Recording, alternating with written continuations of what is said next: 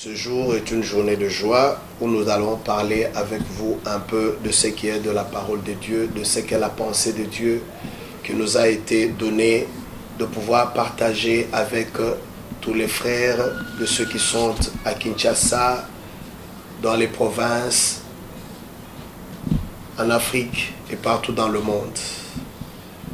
Et c'est pour nous une joie de pouvoir dispenser la pensée de Dieu au travers cette chaîne Congo Mboka. Et nous vous demandons, bien-aimés, de pouvoir vous abonner, parce qu'à chaque fois que vous vous abonnez, vous contribuez à l'expansion de la parole de Dieu. Que Dieu vous bénisse déjà pour cela, parce que je sais que vous le ferez massivement. Bien-aimés dans le Seigneur, avant de commencer, nous devons toujours remettre d'abord entre les mains du Seigneur ce moment merveilleux que nous allons passer dans sa sainte et glorieuse présence. Parce que quand nous parlons de la parole, nous parlons de Jésus-Christ lui-même, celui qui est mort et ressuscité à la croix. Nous ne pouvons pas le dissocier de la parole parce qu'il est la parole. Alléluia. C'est pourquoi nous allons commencer d'abord par remettre ce moment entre les mains de Dieu. Père éternel, nous te rendons grâce. Seigneur, nous te bénissons, Seigneur Jésus, Père, pour ce moment si merveilleux que nous allons passer dans ta sainte et glorieuse présence. Père éternel Dieu, nous savons que quand ta parole nous est donnée, c'est pour qu'elle puisse transformer nos vies, qu'elle puisse apporter un changement dans la vie des familles, qu'elle puisse délivrer quelqu'un, qu'elle puisse consoler une âme qui était affaiblie par les problèmes, qu'elle puisse donner de l'espérance dans la vie de quelqu'un, qu'elle puisse rétablir les fondements qui étaient brisés et renversés. C'est pourquoi en ce moment-ci, nous prenons autorité sur tout esprit qui s'oppose à l'expansion de cette parole, à l'acceptation et pouvoir l'intérioriser au nom suprême de Jésus. Et Père éternel, nous t'en supplions que Père, que cette parole puisse atteindre les extrémités de la terre, comme cela a été dit dans ta parole, que nous allons encore pouvoir partager avec mon frère et ma soeur en ce moment-ci. Amen. Lire quelques portions de l'écriture, des Écritures ce soir. Nous lisons dans Matthieu 5 au verset 17. Nous lisons au nom de Jésus. Ne croyez pas que je sois venu abolir la loi, les prophètes. Je ne suis pas venu les abolir, mais les accomplir. Car, je vous l'ai dit en vérité, tant que le ciel et la terre ne passeront pas, il ne disparaîtra pas de la loi un seul iota ou un seul trait de la lettre jusqu'à ce que tout soit arrivé. Nous allons aussi lire dans le livre de Jean, dans le livre de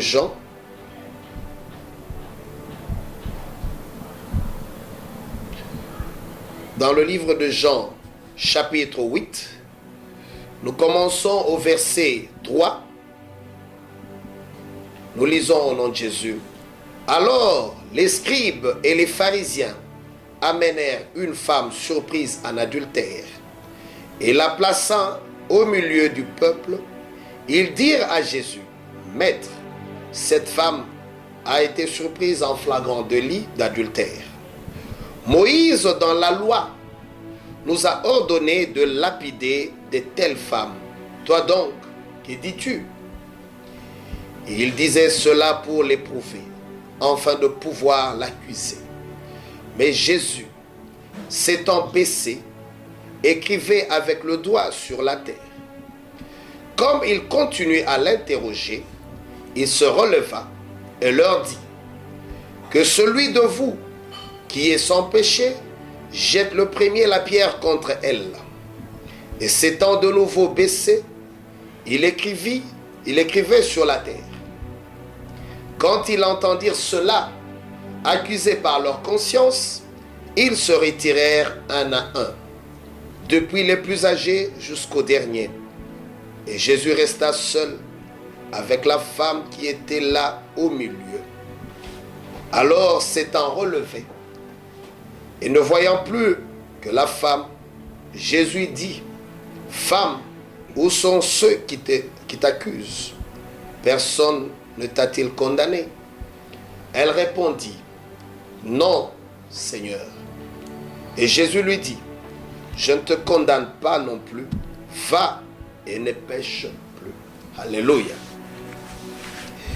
Bien-aimés, nous venons de partager, nous allons d'entendre cette parole si merveilleuse, celle qui nous parle de cette femme, une femme adultère, une femme qui a été attrapée en flagrant délit d'adultère. Bien-aimés, ce soir, je vous ai parlé d'un thème important, ce thème dont nous développons toujours. Nous disons que nous sommes au temps de la grâce. Oui, bien-aimés, nous sommes au temps de la grâce. Mais c'est vrai que la loi n'a pas été abolie, bien-aimés. La loi existe aussi. C'est pourquoi j'aimerais d'abord que nous puissions être dans la même diapason, c'est-à-dire entrer dans le même entendement. C'est pourquoi nous allons d'abord essayer de définir tant soit peu qu'est-ce qu'est la loi. La loi est une règle obligatoire, écrite ou prescrite ou tacite auquel les personnes se doivent de se conformer, bien-aimés. Puissance ou autorité. La loi, bien-aimés, existe depuis la création. La loi existe depuis la création parce que tout ce que Dieu a créé a suivi un processus. Bien-aimés, la loi est établie, il y a la naissance. Il y a la naissance, il y a ce qu'on appelle la croissance. Un jour, il y a la vieillesse, il y a la mort. Bien-aimés dans le Seigneur, quand nous voyons, pour s'aimer, pour récolter, il faut d'abord s'aimer. C'est-à-dire, il y a la loi de la sémence et de la récolte. Bien-aimés aussi dans le Seigneur, je voudrais ajouter encore une chose. La loi est un processus. Ça veut dire tout ce qui est fait sur la terre suit un processus bien établi. C'est-à-dire ce sont les lois de la création de Dieu. Mais lui, il l'a créé par la parole. Et quand il l'a créé, Dieu est un homme respectueux de la loi. Parce que la loi est aussi considérée comme des principes établis. Alléluia. C'est pourquoi, bien-aimés, quand Dieu créa la terre et les ciels, il créa la terre en 6 jours. Et il se reposa le 7e jour. Après qu'il ait créé, il créa d'abord l'homme, le dernier, parce que l'homme devait tout trouver sur la terre. Voilà combien je voulais vous dire. Vous présentez l'amour de Dieu pour cet homme. Il a créé à son image. Et il a tout créé avant lui. Afin que l'homme ne puisse rien manquer sur la terre. Alléluia. Et il plaça 2 arbres dans le jardin. Alléluia. Bien-aimé, Dieu permit à l'homme de tout manger, de tout utiliser. Il lui donna le plein pouvoir sur toutes choses. De donner les noms, de les diriger, de les multiplier, de les faire croître par sa volonté. Parce que l'homme avait l'Esprit de Dieu en lui. Comme il était à la ressemblance de Dieu, l'homme était Dieu. Et il dit à l'homme, fais tout, mange de toute plante, mange de tout fruit. Mais il a interdit que de manger le fruit de la connaissance du bien et du mal. C'était la loi de Dieu. Et l'homme se devait de s'en tenir à ça. Parce que tant qu'il vivait sur l'obéissance à cette loi, le respect de cette règle que Dieu avait établie, l'homme était dans l'éternité, c'est-à-dire se devait de vivre éternellement. Il ne connaissait pas la mort. Et l'homme vivait dans la joie. L'homme ne connaissait ni l'angoisse, ne connaissait ni la douleur, ni la maladie, parce qu'il vivait selon la volonté de Dieu. Parce que la volonté de Dieu, c'est que l'homme devait aussi obéir à la loi qui lui était imposée. Alléluia. Et en ce moment-là, le mot miracle, je pense, bien-aimé, et je suis convaincu que le mot miracle n'existe pas. Parce que l'homme vivait dans le jardin d'Éden. Il vivait normalement. C'est-à-dire à cette époque-là, on ne pouvait pas parler de la maladie. On ne pouvait pas parler des infirmités, on ne pouvait pas parler du manque, on ne pouvait pas parler des blocages, on ne parlait même pas encore moins des sécheresses, parce que tout était créé afin que l'homme vive le vrai bonheur. Parce que l'homme, parmi la création, était l'élu, que Dieu s'est choisi pour être à sa ressemblance et comme lui. Alléluia. Mais voilà, bien-aimé, oh bien-aimé, l'homme ne s'est pas contenté de ça. Alors que l'homme est celui qui voyait que tout ce qu'il faisait, Dieu approuvait. Mais Dieu lui avait donné seulement un seul principe. Dieu lui avait dit de respecter que ça. Il n'y avait même pas beaucoup de lois. Il n'y avait que cette loi qui était celle de ne pas manger cela. C'est comme aujourd'hui encore, je parle encore à mes frères et sœurs, Dieu nous donne de manger, d'utiliser 90% et de ne lui réserver que 10%. Mais comme l'homme est toujours égoïste, l'homme est toujours assoiffé d'aller au-delà de ce qui lui est permis. Et c'est pourquoi vous voyez dans les églises aujourd'hui, les frères et sœurs sont en train d'utiliser la dîme, croyant que en bouffant la dîme, en volant la part de Dieu, ils vont satisfaire leurs besoins, alors qu'ils sont en train de créer la mort. Alors, bien-aimés, la loi, elle existe toujours. Parce que pour aller au ciel, ou pour vivre l'éternité à côté de Christ, il faut respecter la loi. Ça veut dire se sanctifier. Parce qu'on dit, si tu ne te sanctifies pas, n'espère pas de vivre la vie éternelle aux côtés du Père. Ça, c'est un élément essentiel, bien-aimé.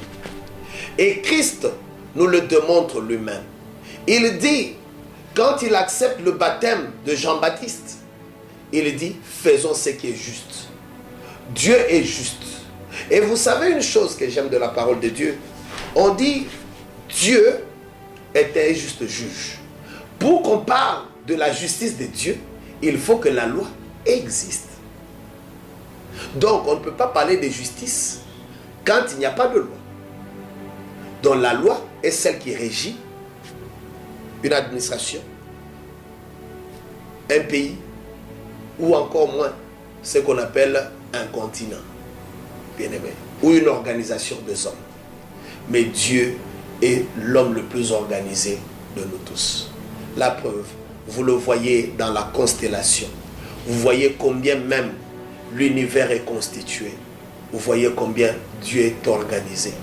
Et la Bible me dit clairement que tout ce que Dieu fait est parfait. Effectivement, ce que Dieu fait est parfait. Bien-aimé, mais l'homme n'a pas voulu vivre dans ce bonheur. L'homme n'a pas voulu vivre cette bonne vie. Il a succombé à la tentation. Il est tombé dans la désobéissance. Mais j'aime, parce que Dieu est merveilleux. Il avait déjà préparé la grâce. Alléluia. Alléluia, bien-aimé. Vous savez, je veux te dire ce soir encore, mon frère, ma soeur, je veux te dire, toi qui me suis maintenant, que par toi-même, tu n'y arriveras pas. C'est pourquoi à chaque fois, Dieu a prévu la grâce. Et d'ailleurs, bien-aimé, si ce n'était que par la loi, personne ne peut entrer et ne peut vivre ce qu'on appelle l'éternité à côté de notre Seigneur. Parce qu'à chaque fois, nous disons toujours que la chair est faible, nous disons que nous succombons à la tentation. Mais je sais, par la grâce de Dieu ce soir, le Saint-Esprit va t'aider à pouvoir surmonter et à résister devant la tentation, afin que tu sois fort, que tu sois vainqueur au jour de l'enlèvement. Bien-aimé dans le Seigneur, voilà cette femme. Cette femme était trouvée où elle a été découverte en flagrant délit. Oui, la femme était trouvée en flagrant délit, bien-aimé. Bien-aimé, je ne sais pas ce que tu vis. Le monde est un monde qui condamne déjà. Parce que, deux fois, on ne sait pas ce que tu as vécu pour que tu connaisses de tels problèmes. Bien-aimé, je voulais t'apprendre une chose. Que depuis que Adam a péché sur la terre, la Bible dit tous ont péché. Et la Bible nous apprend que à cause du péché d'Abraham, nous vivons déjà la condamnation. Cette femme est tombée en adultère. La Bible ne nous a pas révélé les causes. Mais la Bible nous dit que le monde avait déjà décidé ce qu'on appelle sa mort. Ça veut dire, le monde peut te condamner même déjà en avance, avant de t'écouter. Parce que tu n'auras même pas le temps de te justifier. Oh bien-aimé, parce que les lois de Dieu existent. Mais le monde crée même déjà des embûches pour que tu tombes. C'est dire en désobéissance des lois de Dieu. Bien-aimé, il y en a plusieurs que je connais. Des femmes qui se prostituent au nom de la pauvreté. Il y a des hommes qui connaissent la débauche au nom de difficultés et au nom de femmes qui disent que les femmes sont insupportables dans leur foyer et c'est pourquoi ça leur pousse de sortir de la maison. Oui, bien-aimé, on peut se justifier dans tous les sens. Mais nous savons aussi une chose. La plupart des cas, c'est l'œuvre du diable parce que le diable est celui. Depuis le jour qu'Adam est tombé, le diable était dans la joie de constater que celui pour lequel Dieu avait donné tant d'amour a été déchu. Et ce jour-là, le jour que le diable a pu vaincre ou amener l'homme au péché, la mort est entrée sur la terre. L'homme a commencé à vivre les difficultés, les blocages, à vivre même ce qu'on appelle le régime même de la société, à vivre ce qu'on appelle la stagnation, l'instabilité, parce qu'il est devenu celui qui vit chaque jour au quotidien en étant à la merci du diable. C'est vrai, toi qui me suis ce soir, je ne sais pas dans quelle situation tu passes, mais je sais une chose, que tu vis une condamnation. Je ne sais pas si c'est laquelle, mais je sais au moins une chose. Peut-être tu vis une difficulté. Peut-être pendant ce moment-ci, tu as des problèmes financiers sérieux. Sache que ce n'est pas la volonté de Dieu. La loi de Dieu veut que toi, tu puisses vivre le bonheur. Alléluia. Et je ne sais pas ce que tu es en train de passer en ce moment-ci. Peut-être tu vis le chômage parce que le monde t'a déjà condamné au chômage. Parce qu'il y a des grands-parents, parce qu'il y a ton père, parce qu'il y a des membres de famille, parce qu'il y a des voisins qui ont déjà sacrifié ton mariage. Parce qu'en soi, c'est ta vie que l'on veut qu'elle soit une vie de misère, une vie de difficulté, une vie loin de Jésus-Christ. Alléluia, bien-aimé. Et cela, c'est ce que le monde veut. Voilà que cette femme, le monde oublie parce que tout le monde a tendance à pointer le doigt sur l'autre. Parce que tout le monde veut vivre le bonheur et que les autres ne vivent pas son bonheur. Oh bien-aimé, voilà cette femme, elle est tombée en adultère. Mais nous ne connaissons pas les péchés qu'ont commis les scribes. Mais voilà l'homme qui sonde le cœur et le rein, le savait, bien-aimé. Je veux te dire, bien-aimé, quelle que soit la situation que tu vis, sache une chose, qu'on ne t'amène pas loin de Jésus. Qu'on ne t'amène jamais loin de Jésus. Parce que si tu vas loin de Jésus, bien-aimé, tu es voué à la mort. Si je parlais dans un autre langage, je dirais que tu es voué, ce qu'on appelle à la condamnation, à une vie de péché, de la mort, et une vie qui sera d'éternité dans l'enfer. Mais voilà ce que j'aime de cette femme. Parce que cette femme-là, elle a connu ce qu'on appelle de bons moments. J'appelle de bons moments, comme ce moment où nous sommes en train de parler de la parole de Dieu, bien-aimé. Ce sont des moments où je veux que mon frère et ma soeur, que tu puisses te rapprocher de quelqu'un ce soir. Que tu puisses te rapprocher de quelqu'un. Même si tu venais de tomber tout de suite là, en adultère. Même si tout de suite là, tu venais de voler. Je sais que le monde déjà te condamne. Même toi qui me suis, si tu as le temps de me suivre en prison, sache une chose. Il y a encore celui qui peut te faire du bien. Bien-aimé, le monde t'a déjà jugé d'avance. Il y a même ceux qui sont condamnés injustement au moment où je parle. Il y a même ceux à qui on s'est dit, sur eux pèse déjà des calomnies. Sur eux la réputation est déjà détruite. Oui, bien-aimé, je sais que tu te morfonds. Je sais que tu ne te sens pas bien. Je sais que tu es mal à l'aise à cause de cela. Je sais que tu te dis, moi, c'est fini. Je n'aurai plus la chance de vivre tranquille. Moi, là, ma vie est déjà détruite parce que qui va m'accepter encore comme tel? C'est vrai, bien-aimé.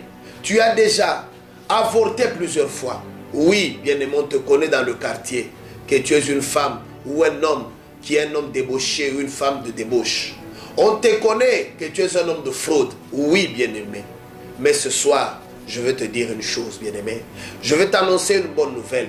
Quelle que soit la réputation qui t'a déjà collée, quelle que soit la vie qui s'est dit, le monde t'a déjà condamné, quel que soit qu'on a déjà décidé que toi là, tu ne peux plus travailler quelque part parce qu'autrefois, dans ton ancien travail, tu avais commis des forfaits. Mais si toi, tu te décides de changer, je vais t'apprendre la bonne adresse. Je vais te la révéler ce soir, bien-aimé. Je vais te révéler l'adresse qui va changer ta vie. Je vais te révéler l'adresse qui va te donner encore de l'assurance. L'adresse qui va te donner la paix. L'adresse qui va relever ta tête. Parce que quand tu viens devant cette adresse, tu viens prosterner. Même si le monde tient ce qu'on appelle entre les mains des pierres pour te lapider. Mais ce soir, je vais te parler de la bonne adresse, bien-aimé. Je vais te parler de la bonne adresse. Bien-aimé, je vais te donner la bonne adresse. J'aime une chose, bien-aimé. La parole nous dit, les scribes, dans leur souci d'éprouver le Seigneur, mais ils ont oublié une chose. Ils ont oublié une chose. Ils ont amené cette femme à la bonne adresse. L'adresse, c'est l'avenue Jésus, numéro Jésus. Et l'adresse, c'est la rue Jésus, le quartier Jésus, la commune Jésus et la nation Jésus. Alléluia.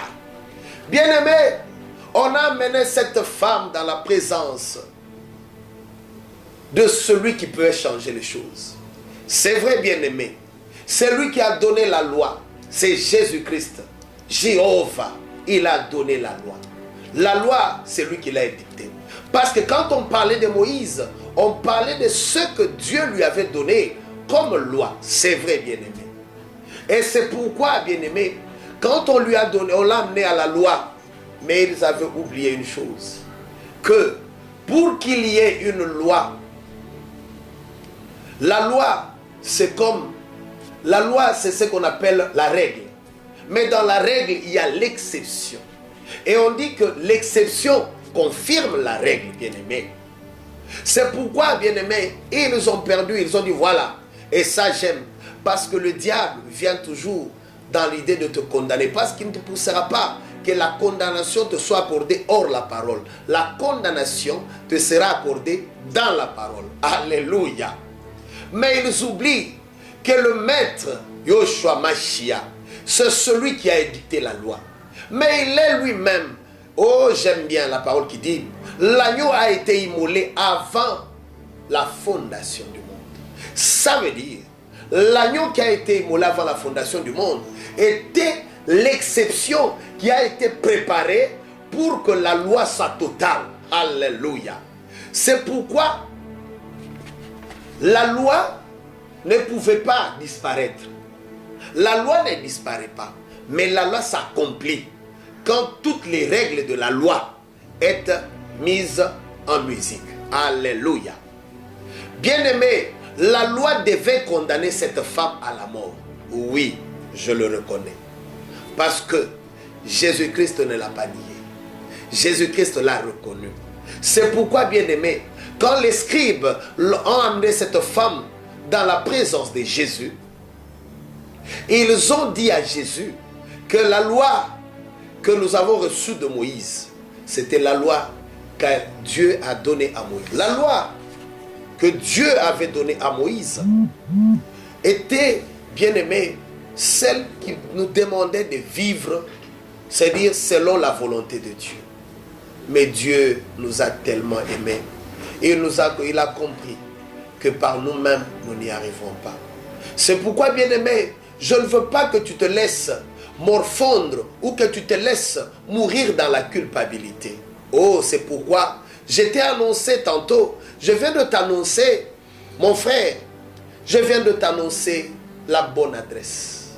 Qu'on ne t'amène jamais nulle part.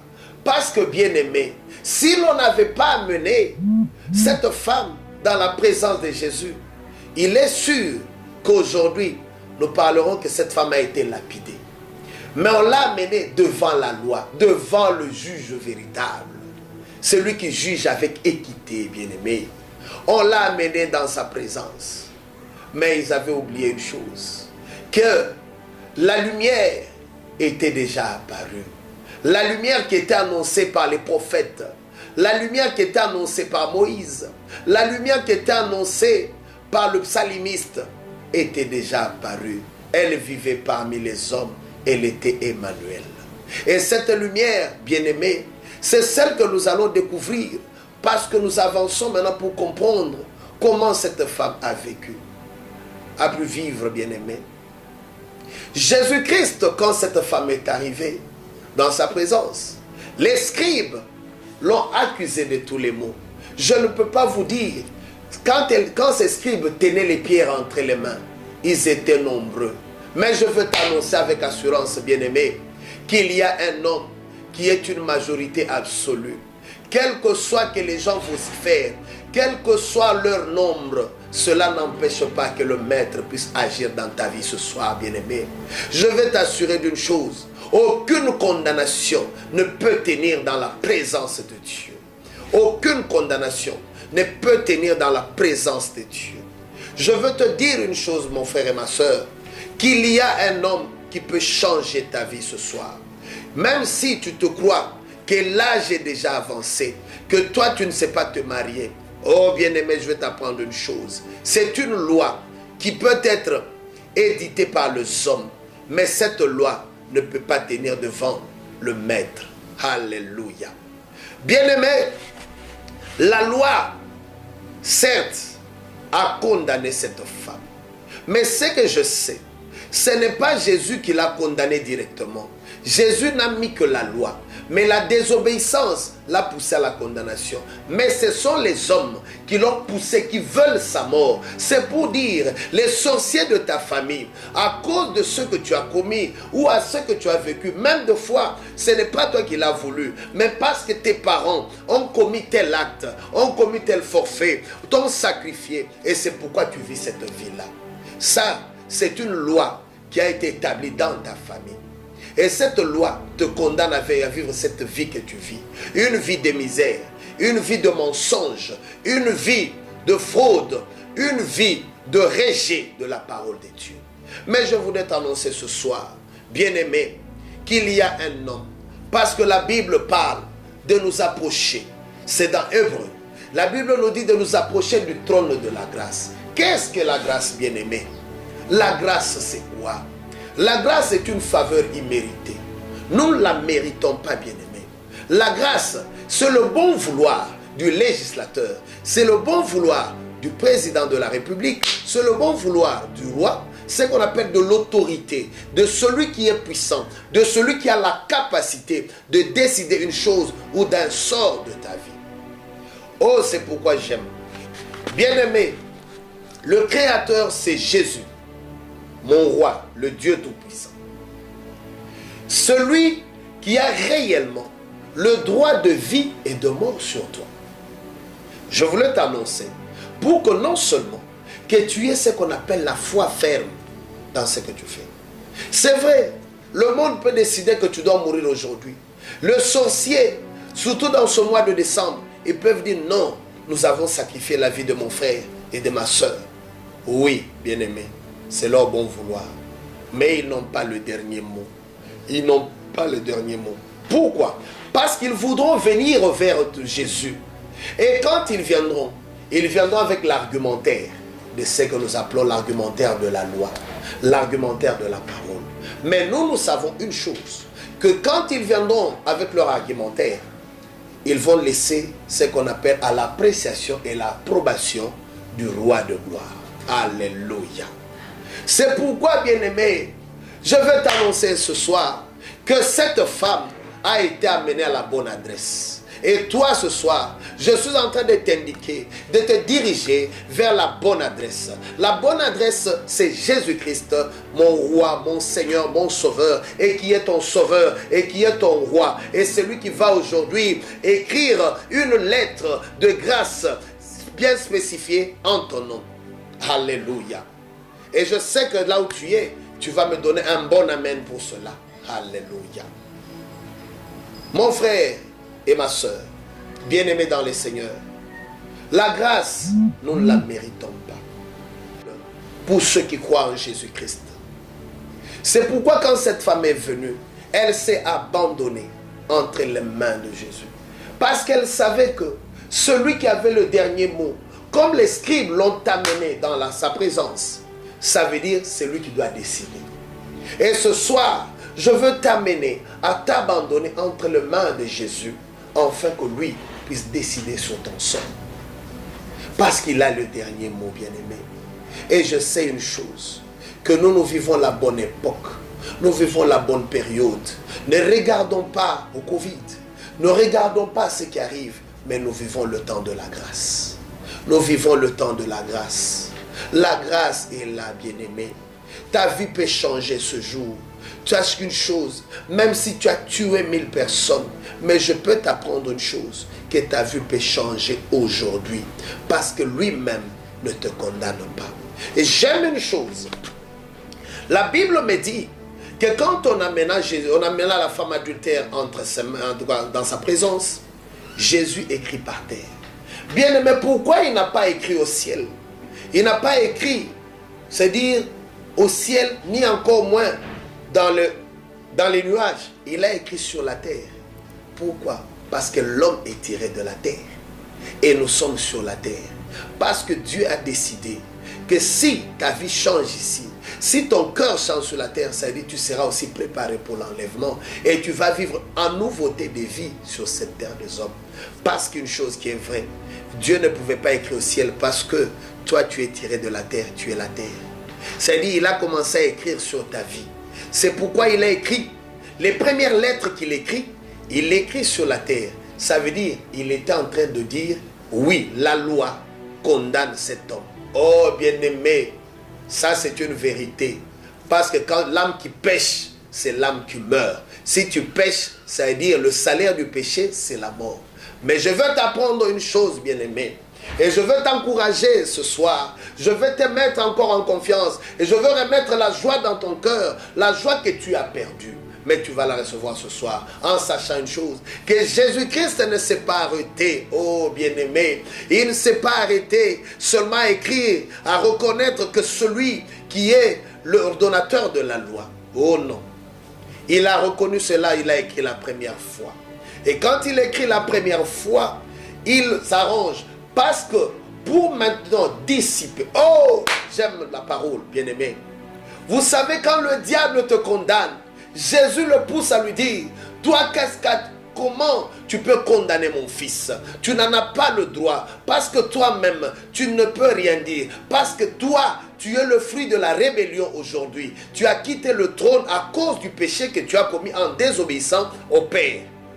Et c'est pourquoi tu as été déchu. Et c'est pourquoi quand Jésus s'élève dans ta vie, le diable disparaît. Et c'est pourquoi les scribes ont laissé. Et ont laissé cette femme. Ils se sont dispersés, touchés dans leur conscience.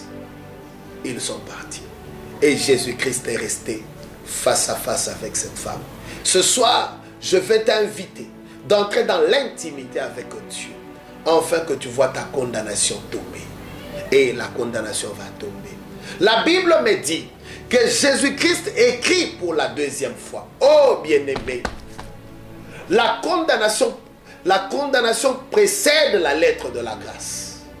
La grâce ne peut pas intervenir quand il n'y a pas condamnation. Oh, ça je voulais t'annoncer, bien-aimé. C'est pour les hommes condamnés que Jésus-Christ a quitté le trône et est descendu sur la terre. Il n'est pas venu pour les saints, mais il est venu pour nous, pour toi et moi qui étaient pécheurs, et qu'il a racheté par son sang. Oh bien-aimé, je veux te dire que ce soir, toute chose qui t'a laissé en pleurs, qui t'a mis en difficulté, même ta stérilité, est une condamnation.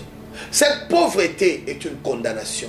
Cette vie d'ivrognerie est une condamnation. Cette vie que tu vis en fumant le chanvre, en mentant ou en calomniant les autres est une condamnation. C'est tu es condamné à vivre cette vie. Cette médiocrité, cette modicité de vie que tu mènes ou que tu vis, sache que c'est une condamnation. Mais ce soir, je veux te dire une chose. Il y a un homme qui écrit pour la deuxième fois sur la terre. Il n'a pas écrit au ciel, mais il écrit sur la terre parce qu'il écrit sur ta vie. Il est en train d'écrire. Il est en train de citer ton nom. Il dit que cet homme soit gracié ce jour. Moi aussi, je ne le condamne pas. Alors que c'est moi qui ai dit la loi, mais je ne le condamne pas ce soir. Ce soir, je décide de lui faire une lettre de grâce parce que quelles que soient les années qu'on t'a donné, quelles que soient les années qu'on a arrêté pour que tu puisses mener cette vie de prisonnier. Bien-aimé, je disais, la grâce brise les chaînes. La grâce brise les chaînes. Il y a un homme qui a expérimenté, bien-aimé, cette grâce. Barabbas. Sa vie était déjà une vie de condamné, bien-aimé. Oh, ce jour-là, il avait la grâce. Ce jour-là, il a vécu une faveur imméritée, bien-aimé. Parce que la parole devait s'accomplir. Barabbas s'est retrouvé seulement ce jour-là dans la même prison que Jésus. Bien-aimé, je veux t'apprendre une chose. Qu'est-ce qui est intéressant? Ce n'est pas le problème qu'il soit le voleur le plus qualifié. Mais le problème, il s'est retrouvé dans la présence de Jésus. La présence de Jésus, c'est-à-dire, c'était ce jour-là. C'était le jour de Barabbas. Parce qu'il était prévu qu'à cette époque-là, au jour de Pâques, on devait libérer un prisonnier. Mais Barabbas, c'était celui qui était déjà voué à la mort. C'est-à-dire, la crucifixion était déjà ce qu'on appelle son partage ce jour-là. Oh, voilà que Barabbas, quand les Juifs demandaient qui devait être libéré, Jésus-Christ ou Barabbas? Oh, j'aime une chose. Barabbas était à côté de Jésus. Mon ami, si tu veux que ta vie puisse changer, sois toujours dans la présence du Père. Cherche la présence et l'intimité de Jésus. Abandonne-toi entre les mains de Jésus. Quel que soit, bien-aimé, ce que tu as déjà commis dans la vie, Jésus-Christ ne te condamne pas. Viens au Seigneur, répands-toi, reconnais que sans Jésus-Christ, tu ne peux pas y arriver. Le monde peut te condamner, mais Jésus ne te condamne pas.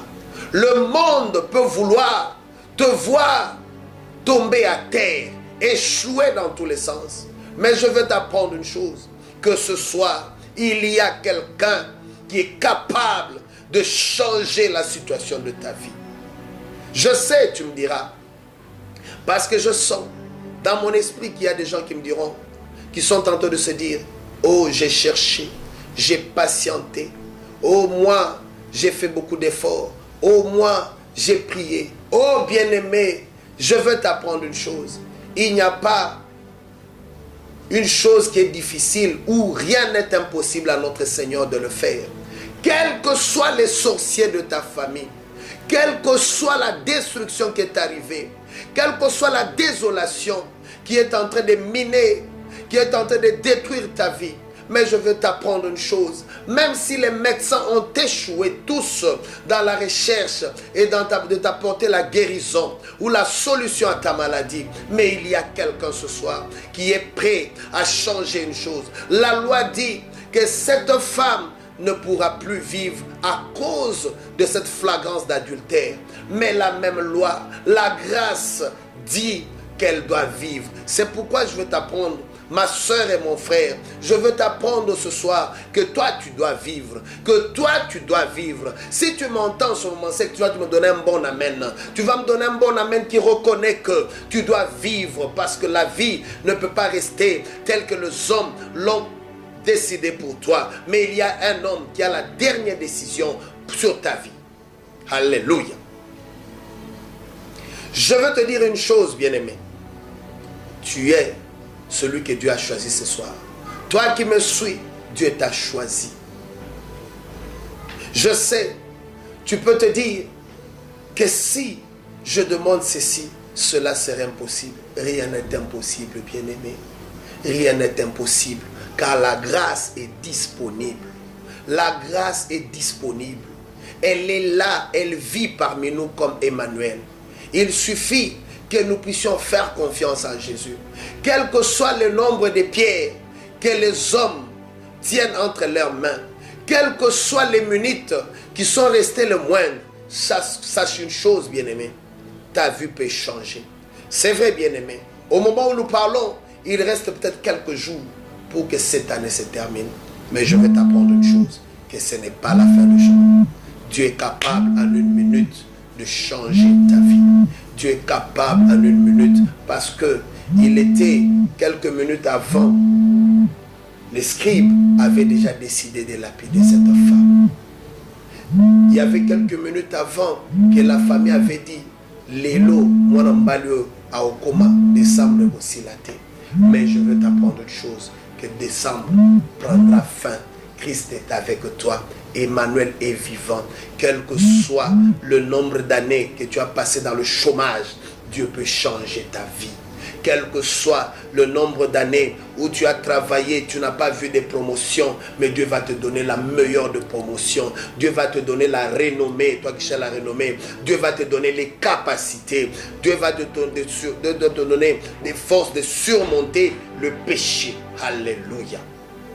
C'est pourquoi, bien-aimé, ce soir, je voulais te dire une chose, que Christ n'est pas venu abolir la loi, mais il est venu l'accomplir. L'accomplir, c'est d'apporter la grâce, afin que la justice soit complète. Parce que la justice n'est pas seulement justice de condamnation, c'est la justice aussi de relaxation, la justice d'acquittement et la justice par la grâce. Et la grâce, c'est la meilleure de justice.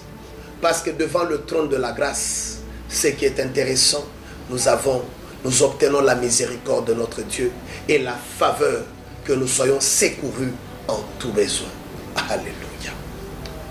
C'est pourquoi je prie, bien-aimé,